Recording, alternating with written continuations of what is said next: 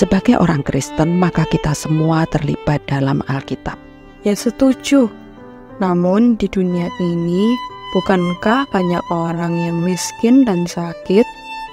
Mereka lebih membutuhkan uang, serta kesehatan daripada Injil atau Alkitab.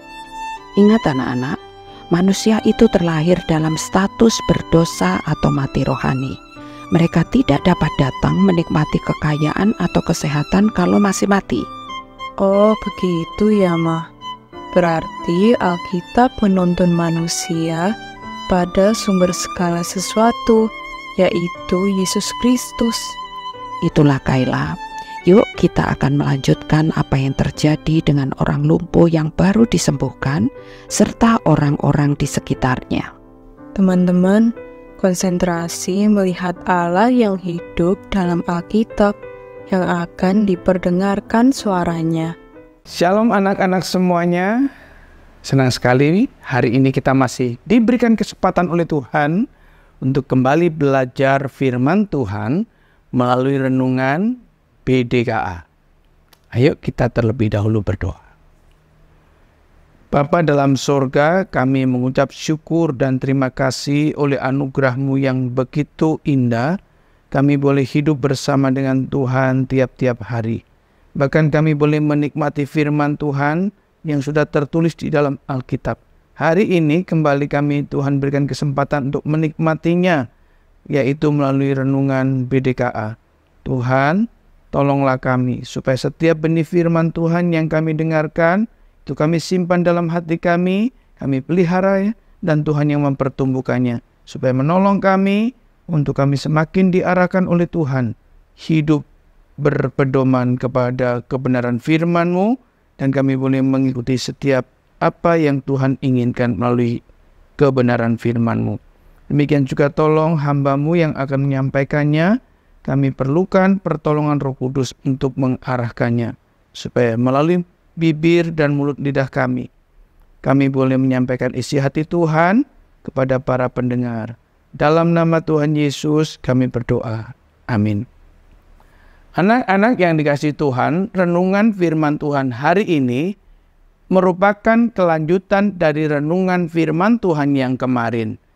Saya hanya ingin mengingatkan kepada kalian bahwa kemarin kita sedang membicarakan ketika Yesus berada dalam satu rumah yang ada di daerah Kapernaum. Di situ Tuhan Yesus menyembuhkan seorang yang terkena penyakit lumpuh. Nah, hari ini kita akan melihat secara bersama-sama hanya pada bagian akhir saja, yaitu cerita ini diawali dari pasal 2 ayat 1 sampai 12. Hari ini kita melihatnya pada bagian yang ayat ke-12, tetapi kita akan juga mengikutkan pada bagian ayat yang ke-11-nya. Anak-anak, ketika Yesus berkata dan memerintahkan kepada orang yang lumpuh ini dengan mengatakan, bangkitlah, angkatlah tilammu atau angkatlah tempat tidurmu dan pulanglah ke rumah.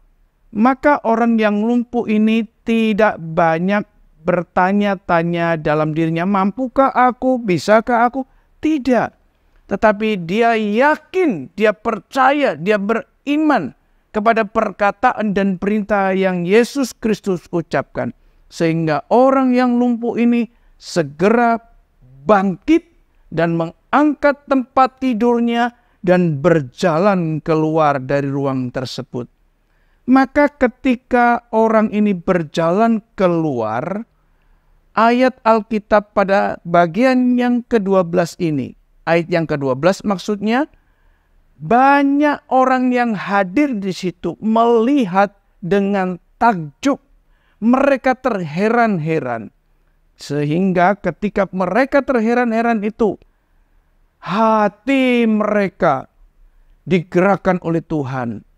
Sehingga puji-pujian itu keluar dari mulut mereka yang melihat orang lumpuh ini dapat berjalan.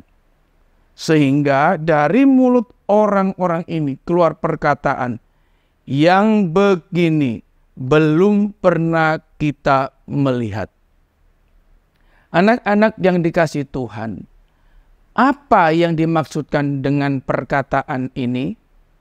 Perkataan ini menunjukkan bahwa orang-orang ini memberikan satu pengakuan yang jujur di hadapan Allah dan di hadapan semua orang yang hadir saat itu, bahwa terjadinya kesembuhan terhadap orang yang lumpuh disertai dengan pengampunan dosa yang diberikan oleh Yesus Kristus kepada orang lumpuh ini hanya hari itu saja terjadi dan sebelumnya belum pernah terjadi.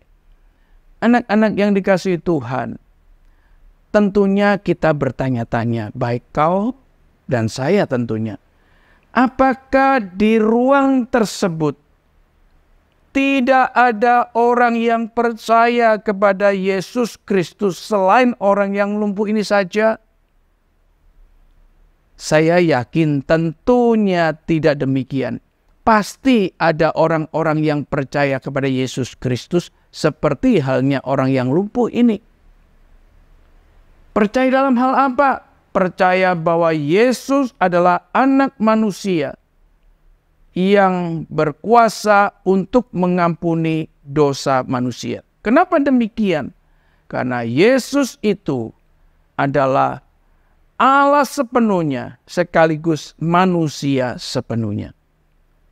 Tetapi yang kita perlu tahu, pasti tidak banyak orang-orang yang percaya bahwa Yesus anak manusia yang berkuasa untuk memberikan pengampunan dosa.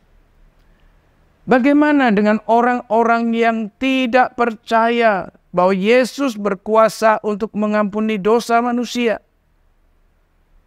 Mereka tidak mengakui hal tersebut karena mereka menjauhkan hatinya kepada Yesus Kristus. Sekaligus mereka tidak mau percaya bahwa anugerah pengampunan dosa ada di dalam Yesus Kristus. Anak-anak yang dikasihi Tuhan, hari ini kau yang mendengarkan cerita firman Tuhan ini diberikan satu kesempatan yang indah. Maukah kau percaya bahwa Yesus Kristus adalah Allah yang mampu mengampuni dosamu? Sekaligus Yesus Kristus mampu menyembuhkan penyakit dosamu. Ini satu hal yang luar biasa. Karena apa? Kalau manusia hanya sembuh dari sakit jasmaninya saja, tetapi dosanya tidak diampuni, maka manusia tersebut tidak akan memperoleh kerajaan sorga di dalam hidupnya. Bagi kau dan aku, hari ini diberikan satu kesempatan yang indah. Mari kita sama-sama percaya bahwa Yesus adalah anak manusia yang berkuasa mengampuni dosa manusia. Mari kita sama-sama sekali lagi percaya, mau membawa hati kita dekat kepada Yesus, mau membawa hati kita percaya bahwa di dalam Yesus Kristus ada pengampunan dosa. Amin. Mari kita sama-sama tundukkan kepala dan kita berdoa. Bapa dalam sorga, kami sungguh bersyukur dan berterima kasih melalui renungan firman Tuhan hari ini. Tuhan memberikan kesempatan kepada kami supaya kami mendekatkan hati kami kepada Yesus Kristus, supaya hati kami pun percaya bahwa melalui Yesus Kristus kami mendapatkan pengampunan dosa. Tuhan, berikan kami yang mendengarkan kebenaran firman-Mu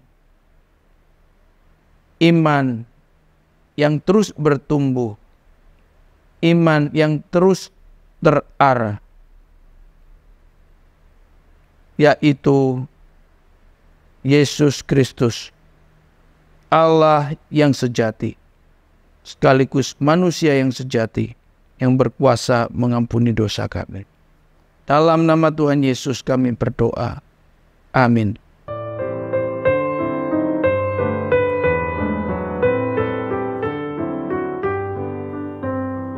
Ella heran, kenapa ada orang lumpuh bisa berjalan melalui kuasa anugerah Kristus.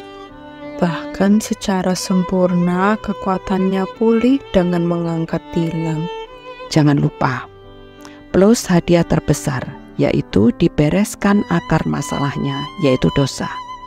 Herannya, kok orang banyak tetap saja tidak mau mendekatkan diri pada Yesus. Bahkan mereka mencela Yesus yang baik dan penuh kuasa itu. Dia sanggup melakukan hal yang begitu luar biasa dalam menyembuhkan, dan sudah pasti menyempurnakannya dengan kesembuhan jiwa manusia. Terpujilah Tuhan yang membuat mata umat tebusannya bisa melihat kemuliaan anugerahnya. Walau kita bukan orang mayoritas, namun kita bisa kagum dan memuji Tuhan serta mengakui bahwa yang begini belum pernah kita lihat. Terus perhatikan Allah berbicara lewat Alkitab yang besok sampai pada Markus 2 ayat 23 sampai 28. Dah.